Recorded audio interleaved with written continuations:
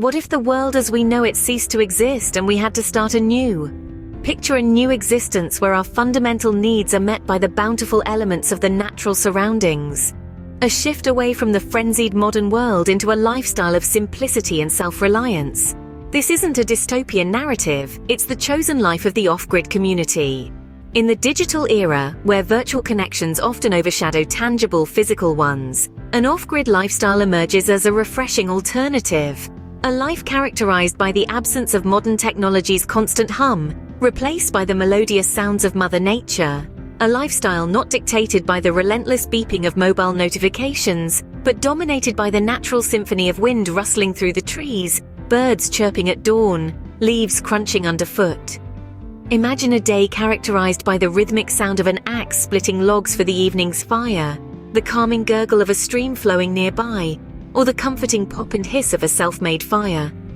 Compare this with the standard lifestyle, where convenience reigns supreme, and we are often alienated from the processes that sustain our everyday existence. In the conventional lifestyle, meals come vacuum-sealed from groceries, warmth is summoned with a mere touch of a button, water is conveniently available at our fingertips. We are constantly surrounded by man-made convenience, food deliveries at the touch of a screen, climate control at the flick of a switch, and communication across continents in mere seconds. In stark contrast, the off-grid lifestyle celebrates a reconnection with nature, a return to the primal essence of living. It champions self-reliance, resourcefulness, and a newfound appreciation for the simple pleasures of life. Here, resources are carefully conserved, waste is minimized, and every meal is a testament to hard work and ingenuity. In essence, the conventional lifestyle can be defined by its disconnection from nature and its processes. In contrast, living off-grid is a conscious decision to reconnect with nature, truly embrace self-sufficiency, and harmoniously coexist with our ecosystem.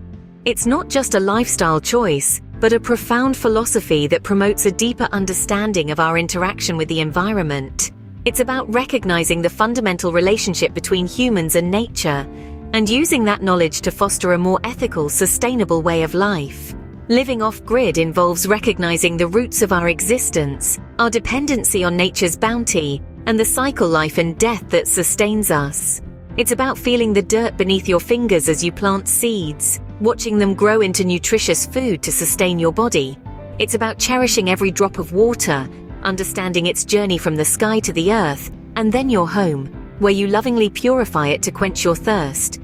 It's about rekindling the primal instinct of building a fire, from gathering the timber to igniting the flame, and marveling at the heat it produces. The fire is not just a source of warmth, but a reminder of our resilience, tenacity, and ability to survive against all odds. Yet this lifestyle is not about rejecting the modern world. On the contrary, living off-grid shatters conventional definitions of modernity and reshapes them. It's about harnessing the power of technology to benefit our existence on this planet, not to exploit it. Solar panels turn sunlight into usable energy. Rainwater collection systems take advantage of the Earth's natural water cycles. And composting toilets turn what was once considered waste into a rich, productive soil amendment. In essence, living off-grid invites us to redefine our relationship with nature and technology, integrating the two in a way that enhances our lives and preserves the planet for future generations. But don't be mistaken, living off-grid is not a retreat from modernity, but a redefinition of it. It's about using technology and knowledge to live in harmony with nature, rather than in opposition to it. Solar panels harness the power of the sun, rainwater collection systems utilize the natural water cycle, and composting toilets turn waste into valuable fertilizer. Living off-grid is about embracing the beauty of simplicity, the joy of self-sufficiency, and the satisfaction of living in harmony with nature. It's a lifestyle that requires an appreciation for the Earth's natural aesthetic and a respect for its delicate balance. To live off-grid is to embody the notion that less is more, that the essentials of life can be distilled down to the basics. It's about a return to our roots, a retreat from the hustle and bustle of city life. Off-grid living implies an embrace of self-sufficiency, where one becomes a proactive participant in their sustenance. This involves growing your own food, harvesting rainwater, generating your own electricity, and managing waste responsibly. It's about knowing where your resources come from and taking responsibility for your own survival. A character-building experience induces a sense of accomplishment and independence. Moreover, living off-grid signifies a profound reconnection with nature. It's about sending your roots deep into the soil, feeling the wind on your face, the sun on your skin, and the rhythms of the seasons. It's about listening to the whispers of the wind, the songs of the birds, and the stories told by the stars. It's about witnessing the laws of nature firsthand and respecting them by striving to live in equilibrium with them. In addition, this lifestyle calls for an innovative use of technology. Solar panels, wind turbines, and rainwater harvesting systems become tools for sustainable living. It's about embracing modern advancements while respecting the environment. It's about finding a balance between the old and the new, between tradition and innovation. Living off-grid challenges societal norms. It questions our preconceived ideas of comfort, success, and happiness. It asks us to reconsider our values, to realign our priorities to what it means to live a good life. It encourages us to question our rampant consumerism, our obsession with material possessions, and our dependence on non-renewable resources. It's not a life for everyone, but for those who choose it, it can be an incredibly rewarding and fulfilling experience.